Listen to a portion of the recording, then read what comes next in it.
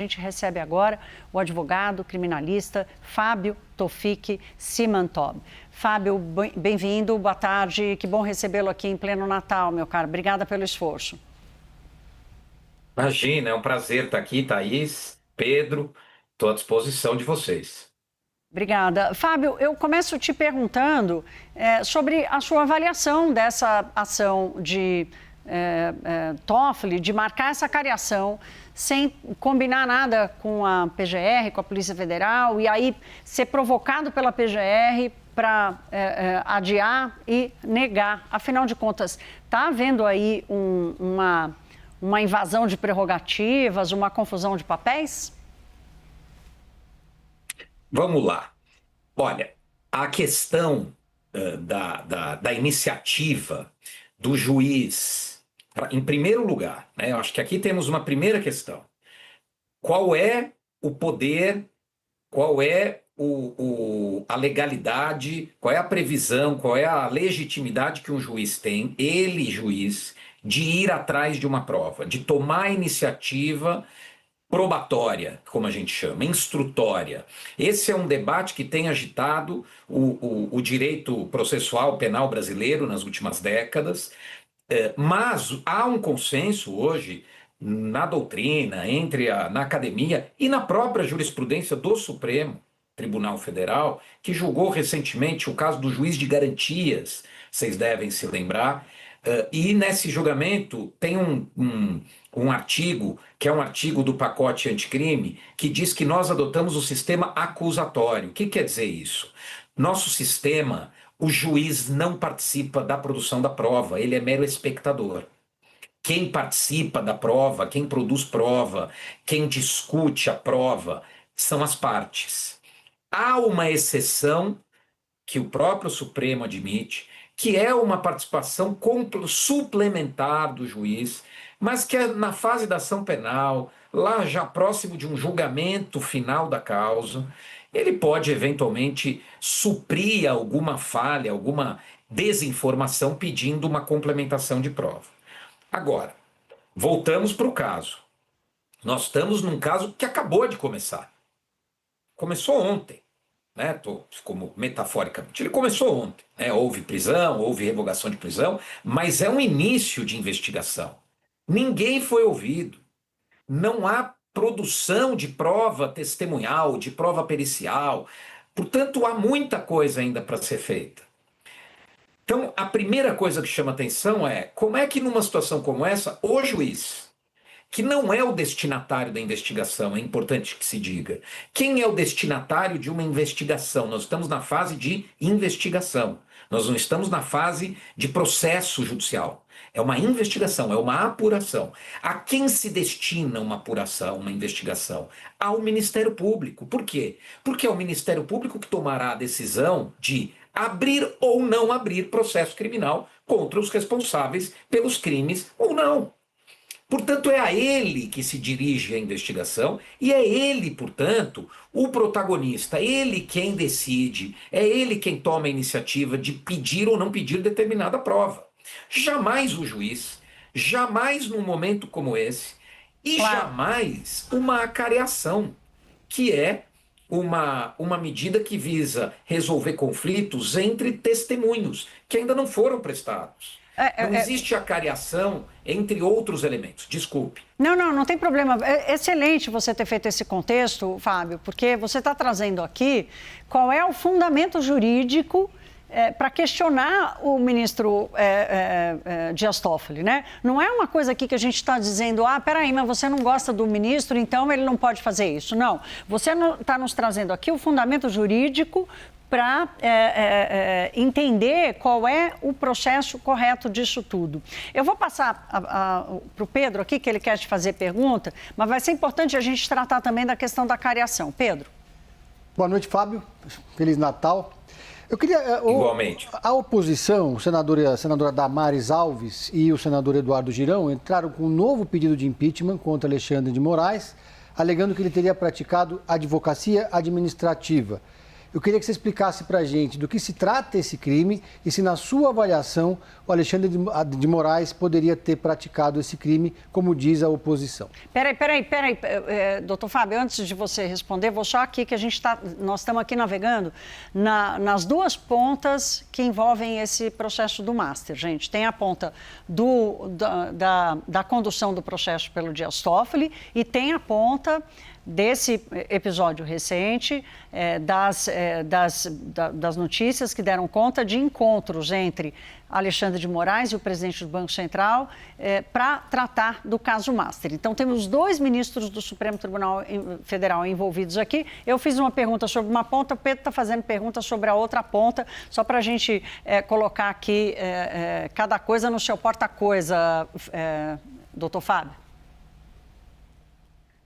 Olha, gente, eu tenho uma religião de nascença que eu professo, mas antes dela, a que eu mais professo é a fé na presunção de inocência, como advogado criminal.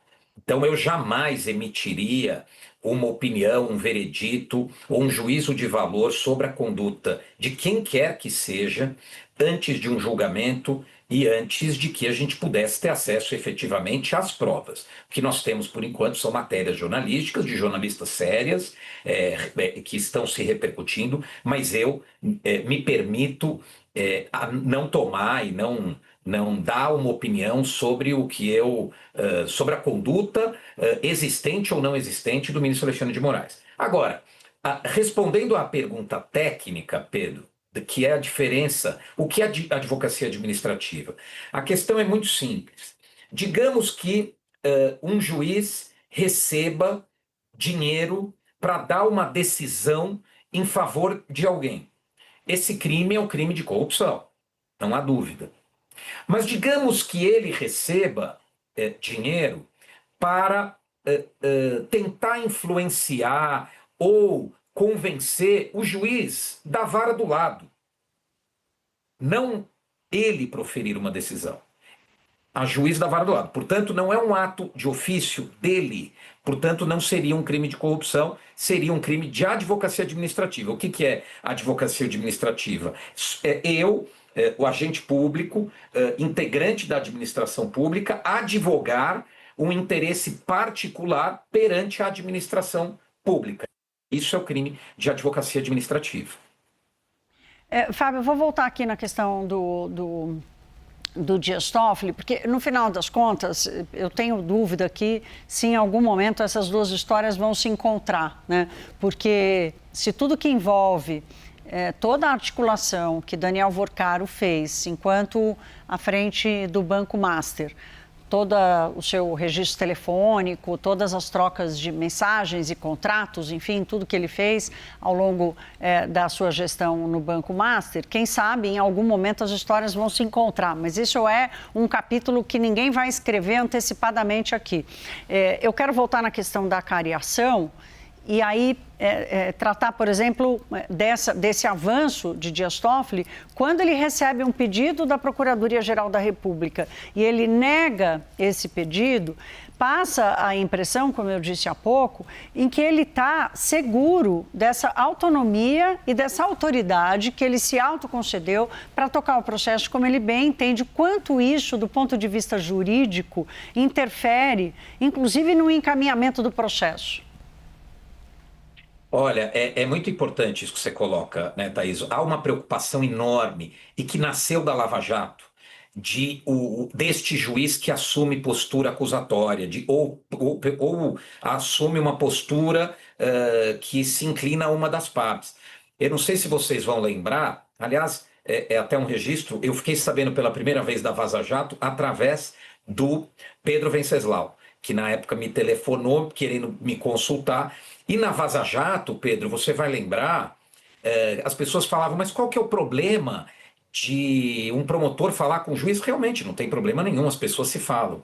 O problema é que a maioria das conversas mostravam o Moro interferindo na estratégia da acusação, sugerindo estratégias, sugerindo que a acusação arrolasse esta ou aquela testemunha. Portanto, além de mostrar uma atuação clandestina, fora do processo do juiz Moro, ela mostrava que o juiz havia deixado completamente a sua posição de juiz e se bandeado para um dos lados, para uma das partes. É isso que não se pode, é isso que não pode acontecer no processo penal. E mais, no Supremo Tribunal Federal e nos tribunais em geral, não há o juiz de garantias. O que é o juiz de garantias? Que foi aprovado no pacote anticrime, que era inclusive de iniciativa do Moro, mas depois ele foi todo reformulado e se criou essa figura do juiz de garantias, que é o inverso do que o Moro era, né? O que é o juiz de garantias? É uma garantia de que esse juiz da fase de investigação, que decreta prisão, que decreta busca, ele não será o juiz do julgamento do processo. No Supremo não há juiz de garantias, ou seja, o juiz da investigação será o mesmo do julgamento do processo. Então é mais grave ainda no Supremo ou nos tribunais o juiz tomar iniciativa probatória como essa, sabendo que é ele que lá na frente será o juiz do caso. Veja, ele acaba se imiscuindo num papel de parte, num papel probatório que compete às partes e não aos magistrados. Ele acaba perdendo essa isenção, essa imparcialidade, que é importantíssimo de se manter. Não é a primeira vez que o Supremo faz isso. A gente já viu em casos recentes o Supremo também fazer isso. E é ruim, porque é um exemplo ruim para todo o sistema de justiça criminal, e parece que nos impede de avançar num tema que nós acreditávamos que já havíamos avançado, que é abandonar essa figura do juiz todo-poderoso dentro do processo e mantê-lo nessa posição de juiz, que é o que ele deve ser. Não, claro, bem lembrado. O Pedro tem uma pergunta a mais aqui para você. Fábio, nesse cenário que a gente vê hoje, o STF no centro do debate aqui no Brasil, surgiu aquela ideia do ministro Fachin de criar um código de conduta para o STF. Qual que é a sua avaliação sobre esse código, se você apoia, e como ele está sendo visto no meio jurídico, entre os advogados que atuam na área criminal e que têm essa relação com o Supremo Tribunal Federal? Olha, Pedro, eu tenho sentido que o apoio é total. A advocacia criminal, a advocacia civil, a OAB de São Paulo criou uma comissão alguns meses atrás, chamou alguns ministros, o ministro Peluso, outros ministros que já foram do Supremo Tribunal Federal, para discutir esse código de conduta. Portanto, não é uma iniciativa apenas... O Instituto Fernando Henrique Cardoso, alguns grupos de empresários, há uma necessidade de se criar isso. Eu até falei isso ontem em outra entrevista, que nós precisamos enxergar as coisas quando se trata de reputação. E a reputação do Supremo Tribunal Federal, ela importa a todos nós. Ela importa a democracia, importa a república, importa a sociedade brasileira.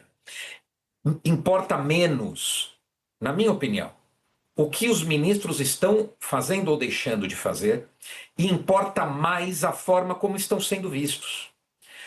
Quando a gente discute a reputação de uma empresa, de uma pessoa, ou de um órgão público, ou de uma autoridade pública, importa menos o que ela é e mais a forma como ela está sendo vista.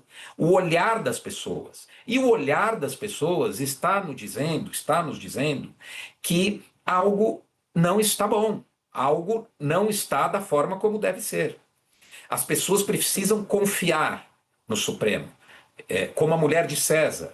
Ela não basta ser honesta, ela precisa parecer honesta. E de que forma ela parece honesta? Com transparência e com critérios, com regras que permitam que o cidadão possa olhar e dizer: ali existem pessoas honestas.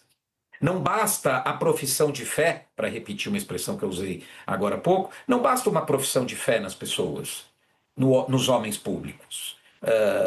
Porque os homens são falíveis. Nós precisamos confiar na lei, nós precisamos confiar no ordenamento jurídico.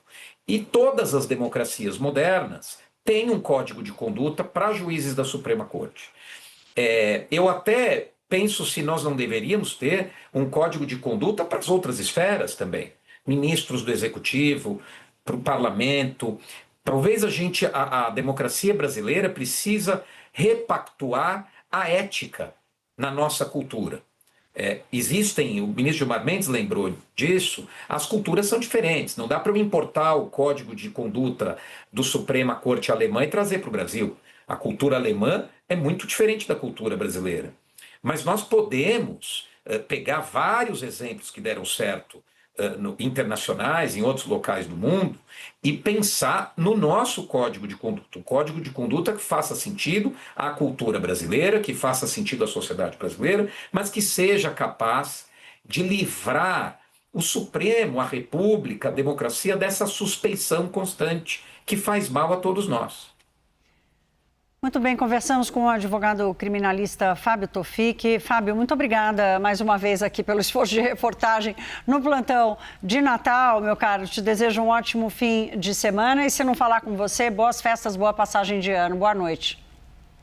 Boas festas para vocês, um prazer, um abraço.